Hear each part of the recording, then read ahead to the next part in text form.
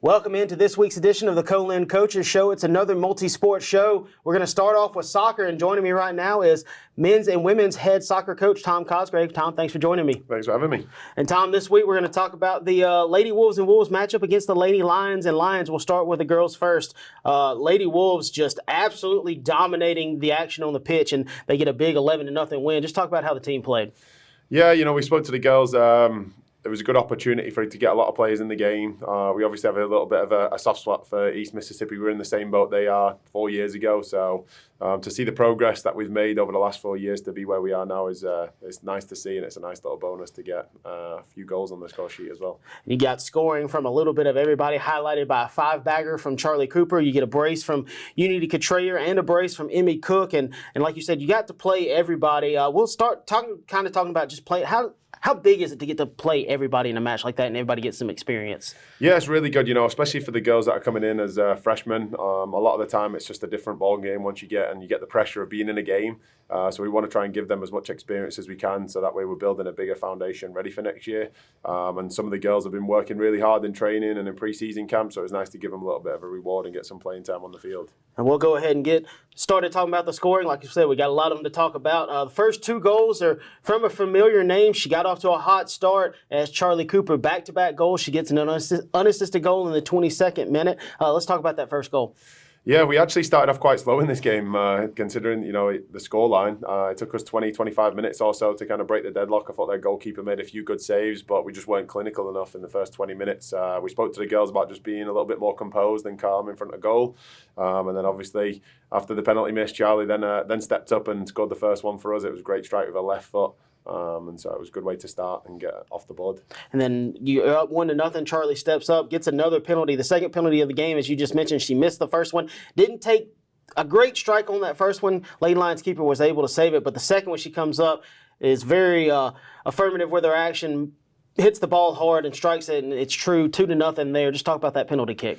Yeah, that's the sign of a good striker. The ones who can miss easy chances and still bounce back and score goals, even not on their best day. So it was good for her to get back up and step back up with a penalty and bury that one. And then one note I had here, that was Charlie's 6th straight goal across 3 competitions. She had the hat trick against Hines. She scored her only goal against Gulf Coast and had the first 2 here. Just goes to show just what kind of performance she's had so far this season and what kind of player she is. And then the next goal, this breaks up Charlie's goal-scoring streak. Unity Cotrayer with an assist from Maddie Cooley in the 34th minute. Just talk about that goal. Yeah, Unity's been excellent for us all year, so it was nice to see that she got a reward. She could have had one in the first 10 minutes or so that she hit over the bar. She was a little upset with herself about that, but again, being able to bounce back and get the next goal was a nice little reward, a little bonus for her there to finish it off. And then Unity factors into the next goal, so she factors into 2 straight goal-scoring opportunities. This one, though, it's Charlie again. She gets a hat trick in the 37th minute. Talk about that goal. Yeah, like I mentioned before with the girls, we just kept on the pressure. We told them just to stay a little bit more composed in front of goal and just keep on being persistent with it. And at the end, it bounced out to Charlie inside the box, and then she finished it from there. So a little bit more composure, and it was a good way to round out a hat trick. And then you're up 4-0 right there, and you kind of think maybe you'll just cruise into halftime up 4-0. But Elisa Johnson gets you a goal right there at the final minute. I literally think there were maybe 15 seconds left, but in the 45th minute, Lisa gets her goal. Talk about that goal.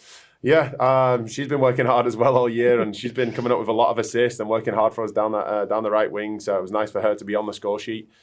Similar to Charlie's goal as well, it just popped up to her at the right time, and she was there to finish her opportunity, finish her chance. And then you're up 5-0 at halftime, and you kind of saw some warming up at halftime. I saw Laura warming up. So Maylee got to play the entire second half. Laura played the first half. How big is it that you were able to give both your goalkeepers a half to play? Yeah, the experience, like I mentioned before, just being in that pressure situation, that's only going to help them development and help them ready for the future years as well for whenever they get their opportunity to play.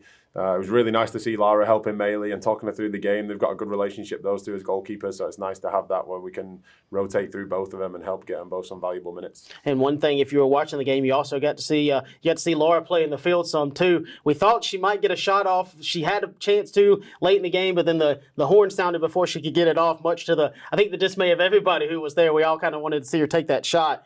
But going back to the scoring, like I said, up 5-0 at half.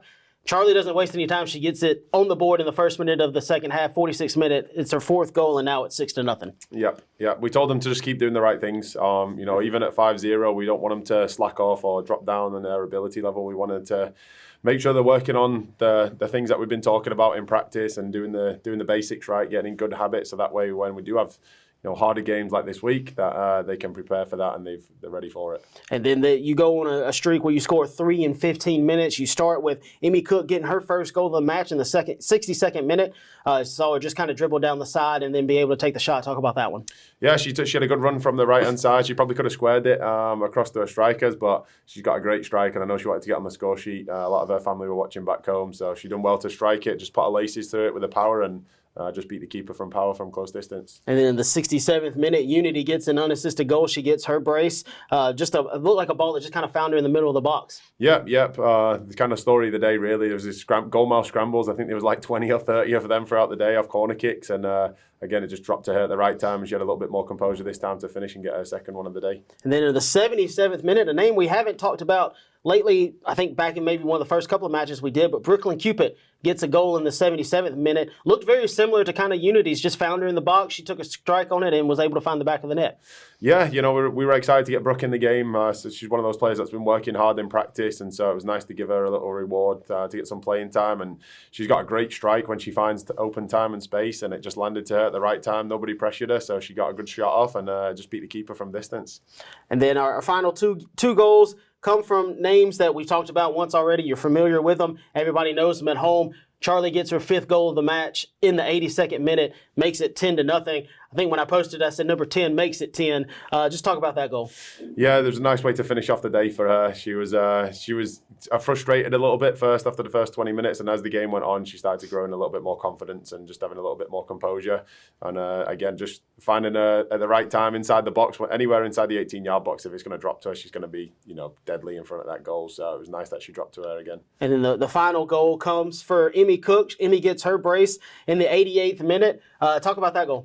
Yeah, it was similar to her first goal, just on the right-hand side, going down the right-hand side, and then she had a tight angle, and same again, she just put her laces through it and beat the goalkeeper for power and got a nice brace, so a good reward for her as well. And even in those last couple of minutes, she still had some more opportunities. Charlie actually had an opportunity to get 6, get a hat trick in each half. Unfortunately, it went off the crossbar, and then didn't get another shot on after that. But next up, you've got 2 matches coming up this week. First one on the road against a number 4 ranked Jones team over there on Tuesday. Game time will be at 5 p.m. Just talk about what you know about that team and what you're expecting from your team. Yeah, it's going to be a tough test. Every time you go to Jones away, no matter what year it is or who they've got in the squad, it's always going to be a difficult place to go play. Anyway, we're excited with the squad that we've got this year to go over there and play against them. I think we've got a lot of talented players, and we're getting girls back healthy and from injuries and everything now, which is all going to be a massive bonus for us. But like I said, it's going to be a tough task, and we're going to give it our best shot and see what happens. As long as we take care of the performance, hopefully the results will take care of itself. Then after Tuesday, you come back home, you get to play your arch rival Southwest on Friday. I believe that game time will be again at 1. Talk about what you're expecting out of Southwest.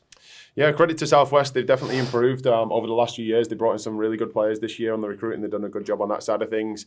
Again, it's going to be a difficult game, and anytime that is a rivalry game or a derby game, it doesn't really matter, what the previous results are. Anybody can win on any given day, so we just got to make sure that we take care of business and do the little things right, and hopefully we get the reward for what we're doing with the performance. And one key player I want to talk about, want to mention, we talked about her before we started. Her name doesn't show up in the box score because she didn't score, but first game back, she makes a great impact for you. That's Siobhan. Just talk about how she played. I know she played some limited minutes, but it was good to see her out on the pitch and just be able to contribute to the team. Yes, she came over from Scotland in August with a bit of a difficult knee injury that she was trying to overcome. She's been working hard for the last couple of months to get back on the field.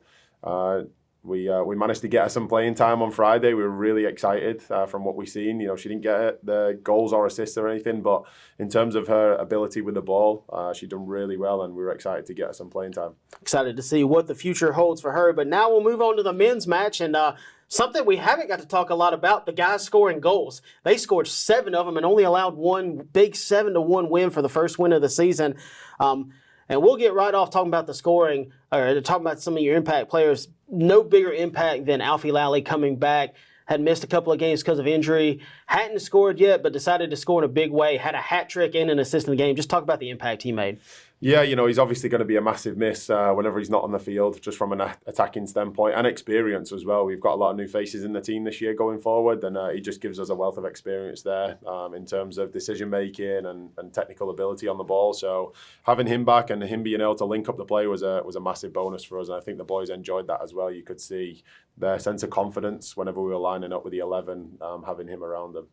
And obviously, we talked about Alfie getting his first goals of the season. There were a lot of season firsts in this game, but again, we'll go straight to the scoring. Alfie, get your scoring started off. He didn't waste any time. Back-to-back goals. Got one in the 9th minute with an assist, the first assist of the season for Francisco Miquel. Talk about that goal. Yeah, we mixed it up a little bit. We moved Alfie into a little bit more of an advanced position, and him and Fran from the very beginning formed a really good partnership. It just seemed to click in training this week, and then in the game as well. They just carried on what they've been doing in training. Ed played a great ball over the top out wide to Fran. Fran squared it, and Alfie got a nice tap in. So he was thanking his counterpart that for the easy goal. And then in the 10th minute, Alfie takes the penalty kick. It's a penalty that Fran drew, but Alfie takes the kick, strikes it true, beats the goalie. You're up 2-0. Talk about that goal. Yeah, I think that's what we wanted. The boys have been playing well the last few games, but not just quite getting the reward for what they've been doing. And so they've been working hard in training, and we told them we just need to, once we start scoring goals, the floodgates are going to open. So that was the missing piece to the puzzle. So it was nice on Friday to see that final piece was added in there, and we got to score early on and give the boys a little bit of confidence. So you're up 2-0. The one goal by the Lions does come in the 24th minute, cuts it down to 2-1.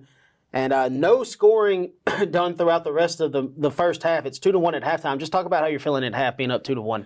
Yeah, we talked to the boys and we just said to them, just relax. There's going to be mistakes in games. The soccer's part of it. There's mistakes as part of the game. That's going to happen, especially when we're playing games like this and trying to play different systems. So we were the better team first half. We created a lot of chances. I thought it could have been a lot more. But we just told them to relax a little bit. They were getting a little edgy and a little frustrated with each other. So once we started the second half, once we came out and we were playing with a little bit more confidence and a little bit more relaxed in terms of composure on the ball, it helped us out. And that's obviously why we created so many chances going forward. And then in the second half, it totally belonged to your guys.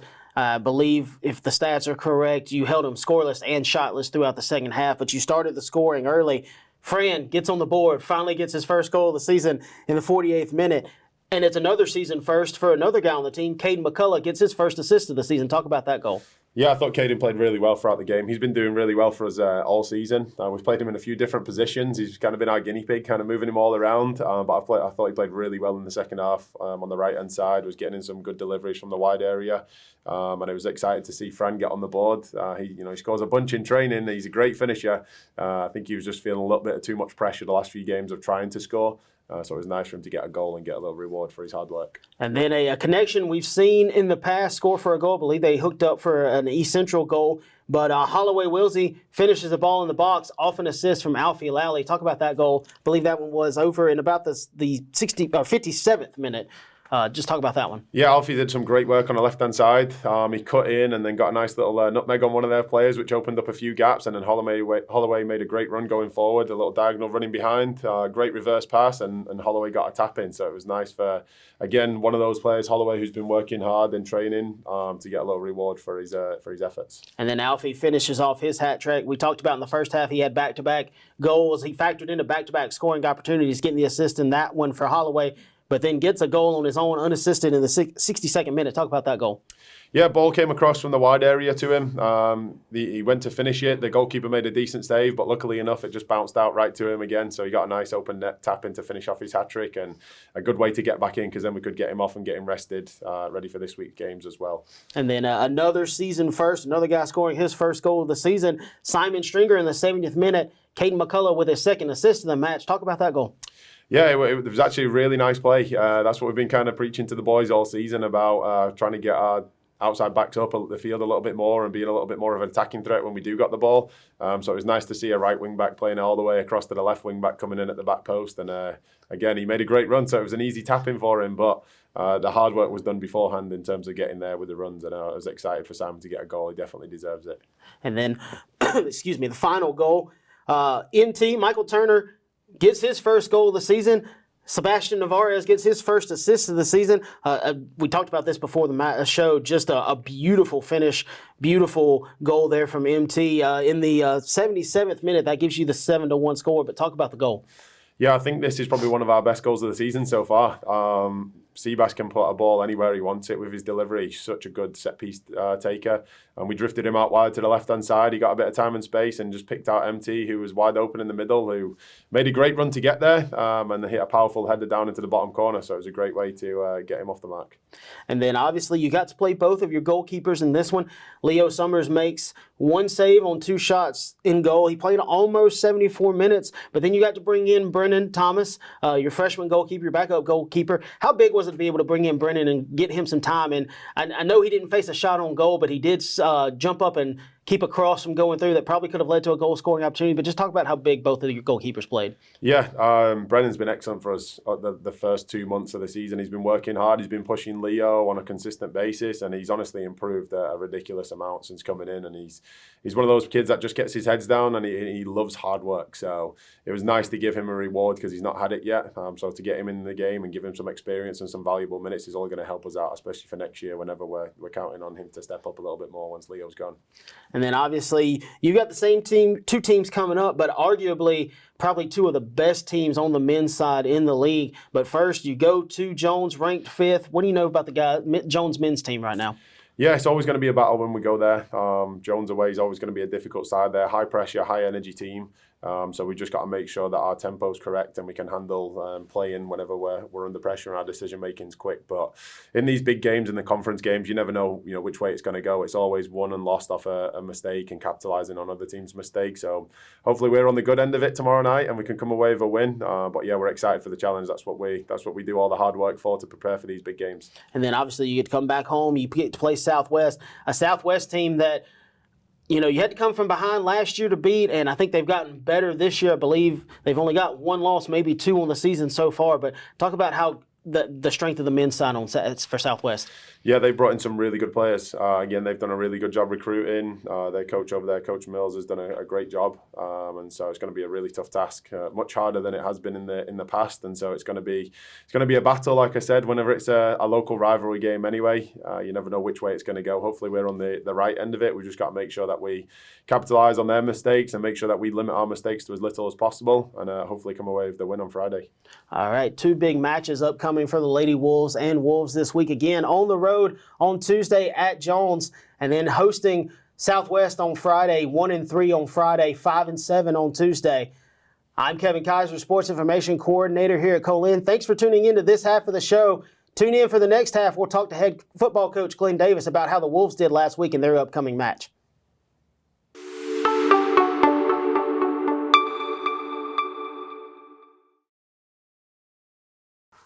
Welcome back into the show. Thanks for sticking with us. Joining me now is head football coach Glenn Davis. Coach, thanks for joining me. Sure. Thank you, Kevin. Appreciate you having me. And Coach, obviously coming off something you haven't experienced yet, unfortunately, guys coming off a loss. Dropped a hard-fought contest over at Jones, 42-32, a top 12 matchup. Just didn't go your way, but how do you think about how the game went and how you guys played?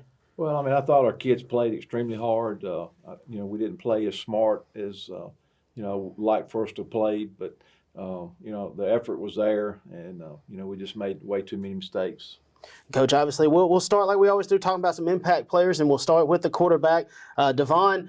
Probably not where you want to see him in an attempt standpoint, but 17 of 45, 213 yards, 2 touchdowns through the air, 11 carries, 18 yards, 2 touchdowns on the ground, scored all 4 touchdowns for you. Talk about the play of your quarterback. I mean, Devon plays hard. He played, extremely tough, and sometimes toughness is, you've got to be smart to go along with that and not take some hits that he took during the game. I think, completion-wise, we really need for him to be a lot better there. And he missed some throws early that he's been completing during the first 2 ball games. It wasn't his best game, but he's played extremely hard.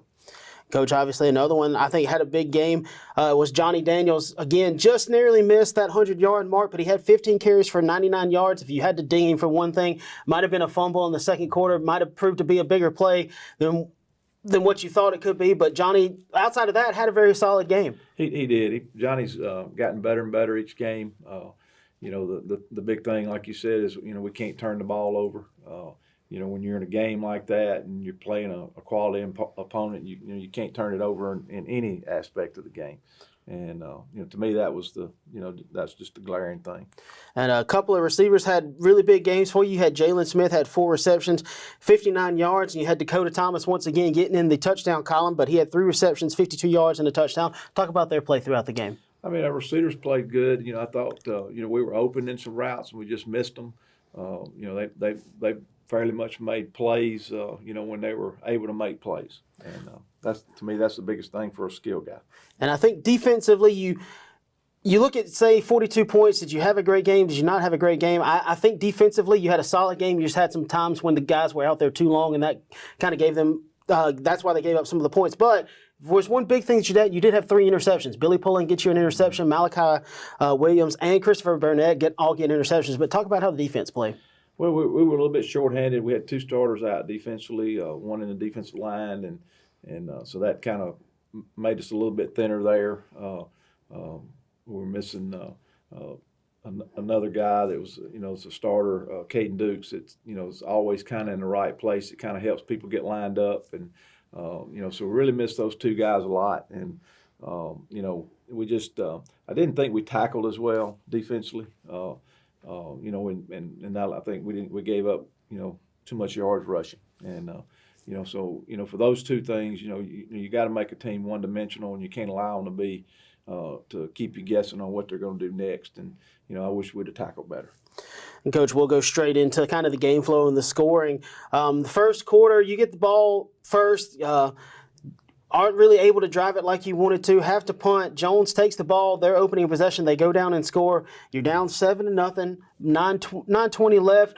No big deal. I know we've talked about wanting to start fast. You didn't get to right there, but still you're only down 7-0 with that time left. I think the good thing is that you respond immediately. You go down, you take the dump ball in your next possession. Brandon Gillum gets you on the board first. We talked about last week he set a career long. He reset his new career long, has a 44-yard field goal. Just talk about that drive and talk about that possession. Yeah, I mean, it was one of those that you always want to answer, and that was one of the things we talked about all week with the players is that when they do something, we've got to answer, and whether it's a play or a score, you kind of have to have that mentality, and it was and Brandon's been nothing but consistent for us, so far. So we just got to keep that going, and I've been extremely pleased with him. And so you're down 7-3 with about 4 minutes left. Still a lot of football to be played. And I think anybody who looks at the box score, play-by-play, drive summary, anything, the next quarter is kind of where the highlight was the difference of the game. Unfortunately, Jones opens up the second quarter and goes touchdown, touchdown, touchdown on 3 straight possessions. One that the possession that started in the first quarter, they finished that one off in the second quarter. Then they catch us offsides with an onside kick. They're able to recover that, score on that one, and then Johnny Daniels, you're driving. That's when he has the fumble, and they turn around and score on that. Just talk about how big of a moment that was right there to be down 28-3, and you still got 10 minutes left in the second quarter. Oh yeah, I mean when you give up 21 points in a quarter, it's kind of hard to recover from that. And the onside kick, we actually have gotten a letter from the officials this week said that they were offsides on the kick that didn't get called, and so it's just kind of one of those things that you have to bite your lip on and keep moving forward. But anytime you give up 21 points in a quarter, and offensively, we didn't help our defense there. Like I say, with the turnover, and but the big thing is really proud of how our kids kept fighting. After that. And you talk about that fight, and that was kind of my next point. I think the biggest thing that you like to see as a head coach is the fact that your kids didn't give up. They still kept fighting. They still kept competing, as evidenced by you go after they've scored that touchdown, you turn around and score on the next touchdown. Devon hits Dakota on a 26-yard touchdown pass that capped off a 6-play 77-yard drive. And it's 28-10 at that point. Just talk about that pass and talk about that drive. Yeah, I mean, it was a big answer. We needed it. It was that's kind of like we were talking about earlier about being able to answer. At some point you got to stop the bleeding. You got to find a way to score. And I thought our offense did that. And like I say, really proud of our kids right there. And then Jones answers again. They regain that 25-point lead. They score on their next possession. It's 35-10. You've got about 2 minutes left, but again, kids kept fighting, kept showing fight. You score on the next possession as well, too. Devon from 5 yards out capped off an 8-play, 30-yard drive. That was actually set up by a Jones fumble on a punt return. But then it's 35-17. You got about 22 seconds left. Talk about how you feel about going into the halftime. You're down 35-17, but you've still given yourself a chance because you basically cut the lead in half. Yeah, I mean that's exactly what we talked about at halftime. Is that in the second half you're gonna get anywhere from 4 to 6 possessions, and then if you're not going to get that many, you got to find ways to steal possessions, and that's where onside kick, whether it be fake punt, fake field goal, somehow or another we've got to steal possessions to be able to get back in the game. And I thought that's kind of what our kids did. We were able to steal some possessions to make it a two-score game. It was a 16-point two-score game, then it became a 10-point two-score game kind of at the end, and we had our chances and we just weren't able to finish it off. And then obviously you come out in the third quarter, you cut it down. It's now a 15-point game after a 34-yard field goal by Brandon. He comes out, just kicks that ball and keeps giving you a chance, keeps you in it. Talk about that field goal. Yeah, I mean, like I said, it just cut the score, and anytime you can get points after a drive, it's really important. And like I said, we've got to get touchdowns in those situations, but 3 points is better than nothing for sure. And then obviously Jones comes down, scores their final touchdown on the next possession. It's 42-20 with about 5 minutes left in the third quarter, and you kind of got the feeling even at that point, our guys didn't feel like they were out of it yet. They come out in the fourth quarter. You get an interception by Malachi Williams on a fake punt. It sets you up deep in Jones territory. That drive was capped off by a 4-yard touchdown pass from Devon to Ryan James. Talk about that drive in that possession. Yeah, I mean that was big. Devon found Orion, and like I say, just the whole team, the whole kids group, offensively, defensively, and our special teams. They kept fighting and trying to get possession so we have a chance to get back in the game. And, I was really proud of them for that. And you go for two right there. You don't get it. It's 42-26 with 14:20 left. That's still a lot of football. You can still overcome. That's basically, two scores, two-point conversions. You can still overcome that with 14 minutes left. You get the ball back again. You get another drive. It ends in a touchdown. This is another 5-yard run pass from Devon.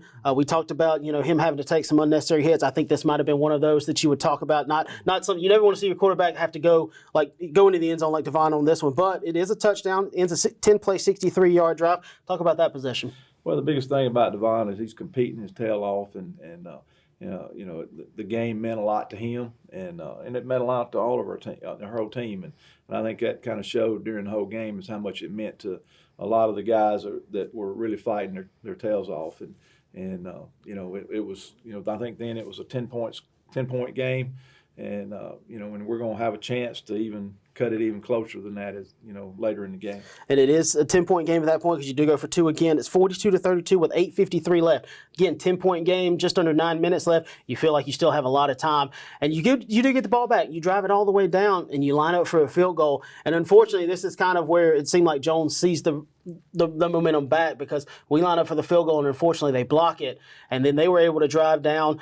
Didn't score again, but when we get the ball again, unfortunately, we turn it over on an interception, and that kind of sealed the game for them. They were able to kind of just run it out. Just talk about the end of the game there, and even though it didn't go the way that you wanted it to, you still had a chance at the end. Yeah, I mean, the block field goal, we had 10 guys on the field. We had a guy that had gotten hurt. It was a defensive player, didn't communicate with Coach Fleming to let us know he was out, and so that they blocked where that guy wasn't, and so that would have made it a 7-point game, and we're going to get the ball back again, and we'll have a chance to go in and tie it, and so I think a lot of people that didn't see the game or watch the game, it was 10 points, but it was a lot closer than that, and like I say, our kids fought hard, and I'm extremely proud of them for that, and we just got to find a way to not get started slow and finish those kind of games. I think they have a lot of confidence in themselves that they can come back in games like that now.